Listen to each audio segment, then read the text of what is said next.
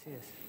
Julio Pimato, buenas noches. ¿Qué tal? Buenas noches, ¿cómo estás? ¿Cómo estás? Bien, bien, por suerte. Antes que nada, secretario de Judiciales, ¿cómo estás viendo el caso Fay?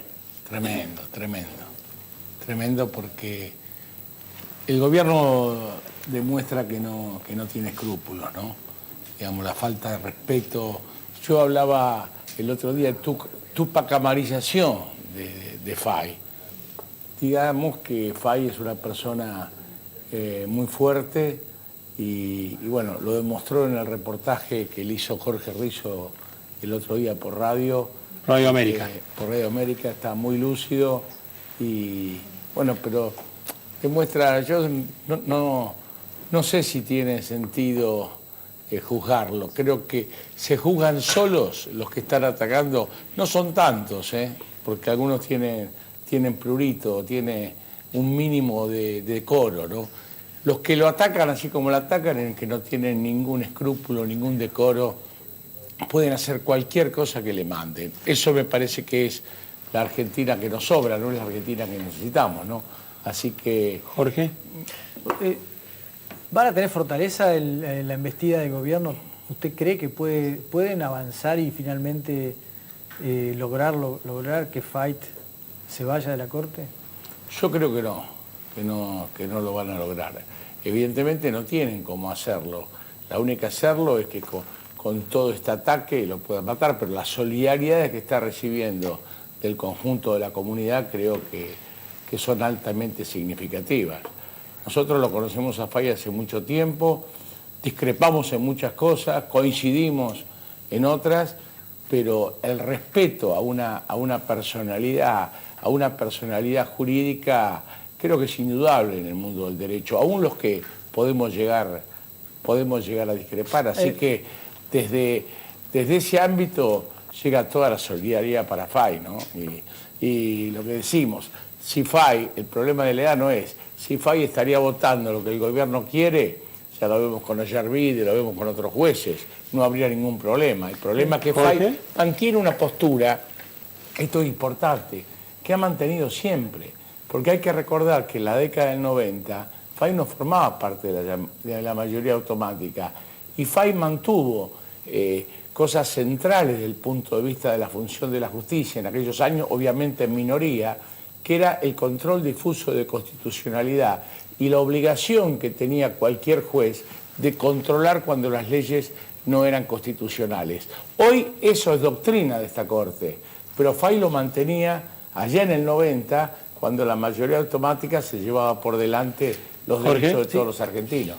Por supuesto que son contextos completamente distintos. En enero, ustedes, a partir del caso Nisman, organizaron una tremenda movilización con impacto político muy fuerte. ¿No están pensando algo similar para salir en defensa de Fay?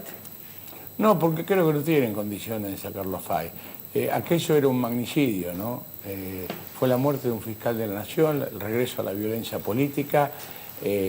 Nadie se ocupó de darle el homenaje que merecía él y su familia, ¿no? Porque en el fondo murió por cumplir con su función.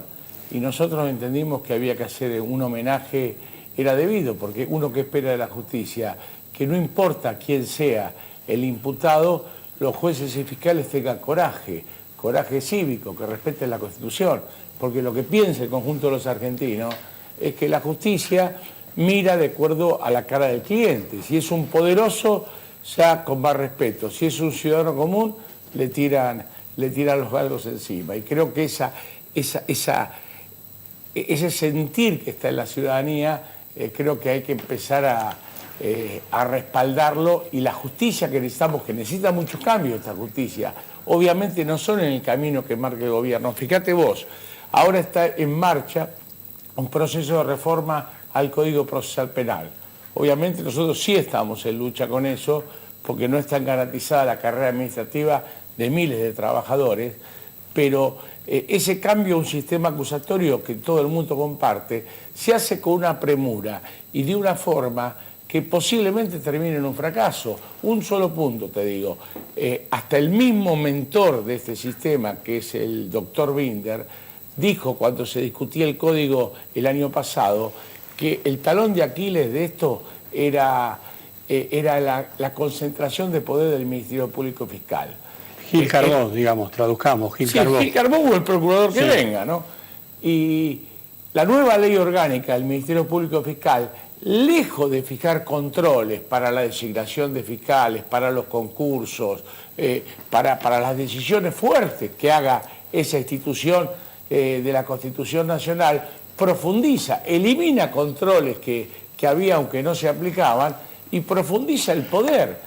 El que esté en la procuración va a poder decir qué causas se investigan y qué causas no se investigan, qué fiscal actúa y cuál no.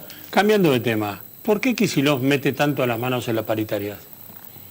Y porque ellos quieren controlar la inflación de la forma más neoliberal. Con el laburo, con el salario. Afectando el salario. Los trabajadores vienen perdiendo salario en general, muchos gremios, en los últimos años. Le decían no, bajemos la expectativa, bajemos el acuerdo y después va a haber. El resultado de todos los años era contrario, por eso este año la fortaleza. Parecía que amainaba la inflación y nosotros, el Observatorio de CGT marcó 2,11 en marzo y 2,04 en abril. Así que, lejos de bajar, vamos a un piso, como bueno, decían los analistas, que nosotros lo vemos por arriba del 25% si no se acelera. Entonces, sobre esta realidad no pueden seguir perdiendo. Ahora, ¿se habla de un paro de 36 horas? ¿Hay algo de eso? Bueno, eso era la medida que estaba abierta y definida desde el último paro. Si no hay respuestas, evidentemente, ¿qué estamos viendo hoy? Que todos los gremios que están discutiendo individualmente tienen problemas para cerrar su discusión paritaria. En general, cuando hay discusión paritaria no hay paros generales, porque en general hay un clima que los gremios van solucionando. Me parece que este año vamos a un escenario diferente, porque esta jugada de ganancias que nuevamente vuelve a demostrar el bajo nivel salarial medio de la Argentina, pero además el propio ministro de Economía unos días después reconoce que se va a pagar más. Que se va a cobrar más ganancias. Así que evidentemente ni siquiera en esto que anuncia una medida que ya parecía pobre, el mismo ministro reconoce que no tiene efecto. Pero ¿por qué el gobierno se anticipa a no cerrar, se anticipa con lo de ganancias y no espera el cierre de las paritarias? Y yo creo que ustedes lo dijeron, me parece que era una trampita para permitir que por lo menos los gremios más allegados, los dirigentes de los gremios más allegados, dibujen de una forma y puedan cerrar en los niveles del gobierno. Recordemos que Caló, cuando anunció el paro de 36 horas, reconoció que sus trabajadores, sus afiliados, lo querían colgar de la punta del obelisco. Anunció el paro, pero también pidió la conciliación. Obviamente, no. Pero lo importante es el frente interno que tiene. Me quieren colgar de la punta del obelisco. Ahora, que arregla con los sindicatos el 25, pero también arregla con la UIA. Había planteado Méndez un 25%. La UIA siempre... La UIA siempre, cuando llega el momento de discutir paritaria, se pone el saco más pordiosero, se disfraza de pordiosero y siempre ve la realidad distinta. Critica la economía hasta que llega a las paritarias y ahí plantea eso es una realidad, pero es el rol que cumplen los empresarios. Ahora, Julio, el problema es que el gobierno tendría que ser árbitro y no siempre parte en contra de los trabajadores. Julio, ahí había gremios que pedían el 30, 32, que habían firmado como Cavalieri y Comercio y ahora aceptan 25. Bueno, eso habrá que ver. Tendrán que explicarle a sus afiliados, ¿viste? Es bastante sintomático. Pero yo quería decirte algo en función de esto que estamos y que lo que hablaba Sica recién, que el escenario que viene es mucho más serio. También esto se discute en paritaria. Porque si uno decía, bueno, nos limitamos un poco ahora, porque vamos a un escenario mucho más positivo, pero el crecimiento de la pobreza es sistemático. La pérdida de empleo, hay que ver de dónde saca Sica el tema, pero nosotros vemos que es sostenida. O sea, ustedes siguen viendo destrucción del empleo. Seguimos, y las perspectivas, precisamente coincido con la evaluación que hacía del pacto con China.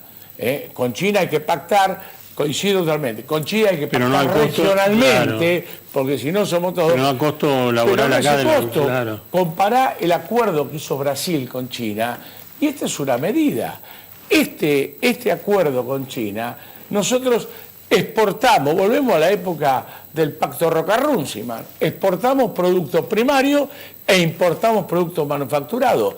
Y hoy la realidad, te lo dice cualquier sector de la economía, la realidad es que el componente nacional, y ustedes lo ratificaban cuando hablaban del problema que causa el cepo cambiario, cualquier sector de la economía, el componente nacional es muy bajo. Con este pacto, con pacto de este tipo, directamente el valor agregado en el trabajo va a desaparecer y nosotros estamos financiando trabajo chino, perdiendo trabajo argentino. ¿El interlocutor de ustedes ahora es Kicillof o es Tomada? No, no tenemos interlocutor nosotros. Por eso pero no hablan con alguien, no hablan con... No, y se habló, los del transporte hablaron. A nosotros no nos reciben, digamos, a Moyano. Pero nosotros no tenemos problema. Planteamos las cuestiones en todos los ámbitos y que las buenas noticias, si hay, se las den a cualquiera. Los que están esperando son los trabajadores. Bueno, pero, si no hay respuesta, se va a ir a la lucha. Julio, buena noticia sería un salario arriba del 30% de aumento. Pero por supuesto. No 25 ni 24. Y con el mínimo no imponible, que esté por lo menos en 8.000 pesos. Hoy 8.000 pesos, y muchos dicen que nos quedamos cortos, 8.000 y algo, es lo que se necesita para no ser pobre en la Argentina. Entonces, un salario que no te permita acceder a lo mismo, que un jubilado cobre 3.800 pesos, es un verdadero disparate en la Argentina. Bueno, yo le diría a los que defienden... La canasta del jubilado, 7.000 y pico, calculado claro, por el... Pero por supuesto, yo diría a los que defienden este nivel salarial, que vivan unos meses con ese salario y después me cuentan cómo hacen. Pero realmente, digamos, es risible, porque vuelvo a decir, todos dicen, no, ustedes se preocupan de la minoría que paga ganancia. No. Los que se preocupan que pagan ganancias son esos trabajadores. Y generalmente en la historia de los trabajadores en el mundo y en la Argentina también, los mejor pagos son los que luchan más porque tienen dignidad. Yo siempre le digo, el cordobazo, ¿quiénes lo hicieron? Los desposeídos de Córdoba, no, fueron los gremios mejor pagos de la Argentina. Los gremios metalúrgicos y de mata, sí señor. Los mejor pagos de la Argentina. A ver, en el caso hipotético de que se desencadene o que se termine en un paro por la falta de acuerdo con las paritarias, ¿se puede sumar allí Caló y eso podría encolumnarse, encaminarse hacia una unidad dentro de la Secretaría? Bueno, para nosotros lo mejor que la unidad se dé cuanto antes, se dé antes de las PASO, que no sea una especulación en función de la cara del próximo presidente, porque los reclamos de los trabajadores son los mismos, gane quien gane las elecciones en la Argentina. A lo que nosotros nos gustaría, lo que vos hablás al principio, que dice los sectores de poder quieren que se junten los opositores. Nosotros lo que nos gustaría es que todos definan de la agenda social lo que van a hacer, que puedan coincidir en eso, y lo que vote la gente definitivamente sea a quién le creen más que va a llevar ese plan mínimo. Porque vuelvo a decir, se habla del problema cambiario, del problema... pero la bomba social, si no es que salimos con todo bien, el próximo presidente, si se plantea un ajuste en un tema, no va a poder ajustar en la parte social, porque ahí se le va a estallar. Entonces, es muy delicado el panorama de cómo se despide este gobierno. Entonces, antes de las PASO, ¿podría haber acuerdo sindical? ¿Un acuerdo de unidad sindical? Sería de esperar, no Julio, sé si va a haber. Gracias por haber venido.